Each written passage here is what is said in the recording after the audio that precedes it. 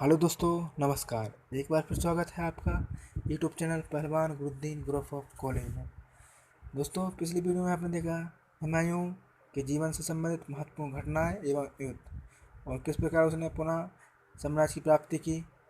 और उसके बीच में जब शेरशाह ने उससे चौसा और बिलग्राम युद्ध में पराजित करके उसे भारत से निर्वासित किया था, तो शेरशाह ने भारत में किस प्रकार शासन किया। आज की वीडियो में हमारा टॉपिक रहेगा शेरशाह सूरी। दोस्तों, वीडियो पर जाने से पहले अगर आपने अभी तक हमारा चैनल सब्सक्राइब नहीं किया है ज़रूर करें, साथ ही बेल आइकन को भी प्रेस करें जिससे हमारे चैनल पर अपलोड होने वाले वीडियो की नोटिफिकेशन आप तक पहुंचते रहें। और दोस्तों, वीडियो को पूरा ज़रूर देखिएगा और पसंद आए तो इसे अपने दोस्तों या मित्रों को शेयर भी करें, साथ ही वीडियो पर लाइक करें और कमेंट्स करें। दोस्तों, चलते हैं आज के टॉपिक पर। शेरशाह सूरी 1540 से 1545 ईस्वी। शेरशाह का उत्कर्ष। शेरशाह का जन्म 1486 ईस्वी में हिसार फिरोजा या नारनौल नामक स्थान में हुआ। शेरशाह के पिता का नाम हसन खां और दादा का नाम इब्राहिम सूर था। शेरशाह के बचपन का नाम फरीद था। 1529 ईस्वी में शेर खां ने महमूद लोदी की ओर से मुगलों के विरुद्ध घाघरा के युद्ध में भाग लिया था। इसने 1529 ईस्वी में नुसरत शाह को पराजित किया। तत्पश्चात शेर खां ने हजरत आला की उपाधि धारण की थी। 1530 ईस्वी में चुनार दुर्ग के शासक ताज खां की विधवा लाड़ मलिका से विवाह कर लिया। इस विवाह से शेर खां को चुनार के दुर्ग के साथ साथ 150 बहुमूल रतन, 7 मन मोती और 150 मन सोना प्राप्त हुआ। इस प्रकार शेर खां ने गाजीपुर के नासिर खां नोहानी की विधवा पत्नी गौहर हुसैन से विवाह करने के उपलक्ष्य में 30 मन सोना प्राप्त किया। इसी प्रकार बीबी फतेह मलिका से भी शेर खां को 30 मन सोना प्राप्त हुआ। शेर खां ने दोरहिया युद्ध में महमूद लोदी का साथ दिया तथा दोरहा युद्ध के पश्चात हुमायूं ने चुनार के दुर्ग पर आक्रमण करने के लिए हिंदू बेग को भेजा।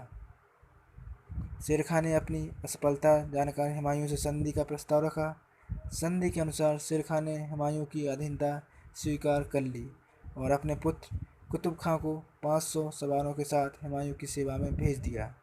बदले में हुमायूं ने चुनार के दुर्ग पर शेर खां के आधिपत्य को मान्यता दे दी।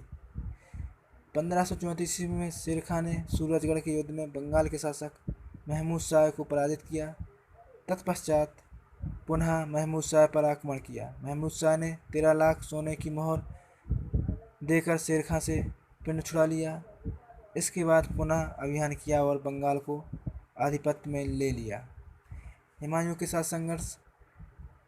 1539 में चौसा के युद्ध में हुमायूं को पराजित करने के बाद शेर खां ने शेरशाह सुल्तान आदिल की उपाधि धारण की, अपने नाम का खुतबा पढ़वाया तथा अपने नाम के सिक्के जारी किए। शेरशाह ने अपने पुत्र कुतुब को चंदेरी पर आक्रमण करने हेतु भेजा, लेकिन युद्ध में कुतुब मारा गया। पुत्र की मृत्यु की सूचना पाकर शेरशाह कन्नौज पहुंच गया। हुमायूं नदी पार कर शेरशाह के साथ युद्ध करना चाहता था, परंतु नदी पार करने ते ही वर्षा प्रारंभ हो गई, जिससे हुमायूं तोपखाने का प्रयोग नहीं कर पाया। इस युद्ध में मोहम्मद जया मिर्जा अपने पुत्र सहित हुमायूं की सेना से निकलकर शत्रु पक्ष की ओर चला गया। 17 मई 1540 को कन्नौज या बिलग्राम के युद्ध में हुमायूं की हार हुई। कन्नौज के युद्ध में विजय के पश्चात शेरशाह ने सर्वप्रथम उत्तर पश्चिम की ओर ध्यान दिया। उत्तर पश्चिम की सुरक्षा के लिए शेरशाह ने रोहतासगढ़ किले का निर्माण करवाया। 1541 ईस्वी में शेरशाह ने बंगाल के गवर्नर खिरज खां को हराया क्योंकि उसने विद्रोह कर दिया था। शेरशाह ने बंगाल जैसे दूरस्थ एवं धनी सूबे में विद्रोह की आशंका को समाप्त करने के लिए संपूर्ण बंगाल को 16 सरकारों में विभाजित कर दिया ताकि कोई एक गवर्नर शक्तिशाली ना हो सके। यह शेरशाह का एक महत्वपूर्ण कदम था। इस विभाजन के बाद बंगाल की आर्थिक एवं राजनीतिक एकता बनाए रखने के लिए उसने काजी फजीहत को बंगाल में नियुक्त किया। काजी फजीहत विभिन्न सरकारों के बीच समन्वय रखता था। वह अमीन बंगाल के पद पर नियुक्त किया गया था।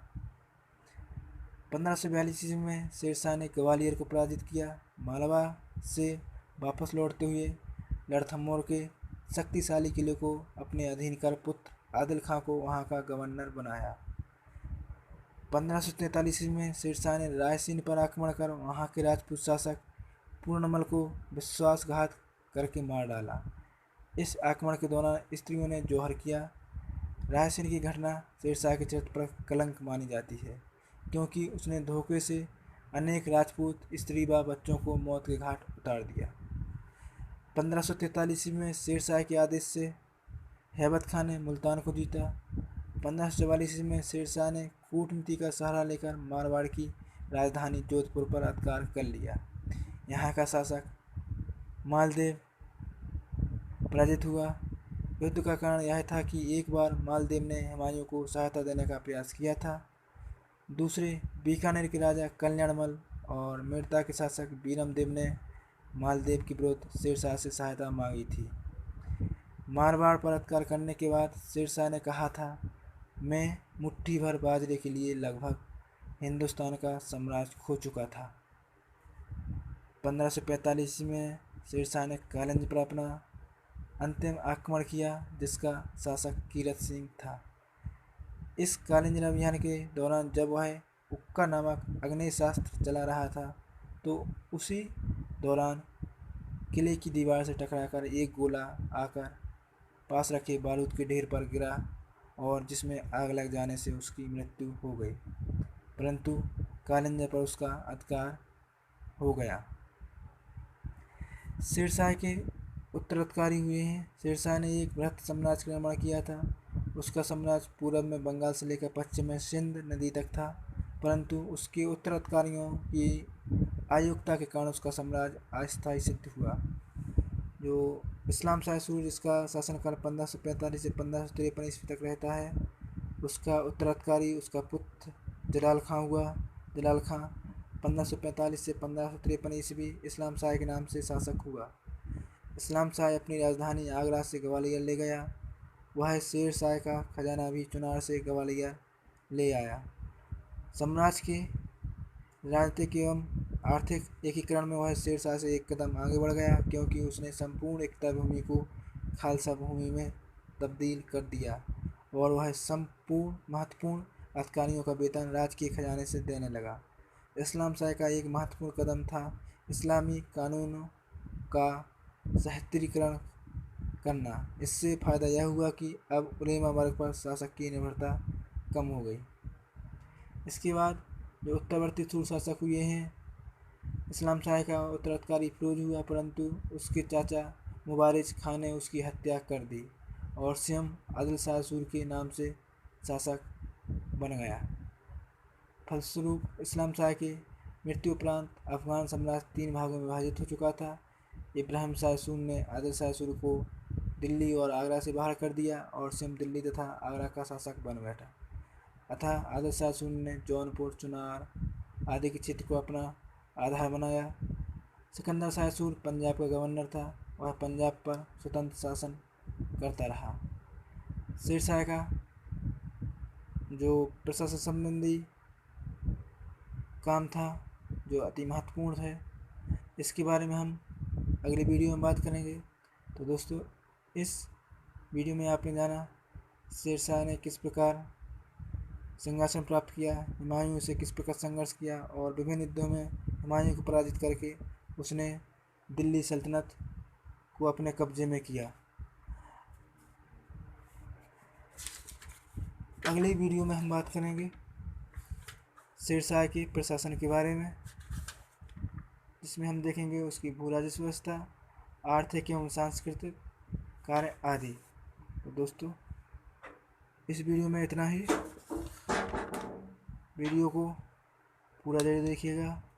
साथ ही अगर पसंद आए तो लाइक एवं कमेंट्स भी कीजिए।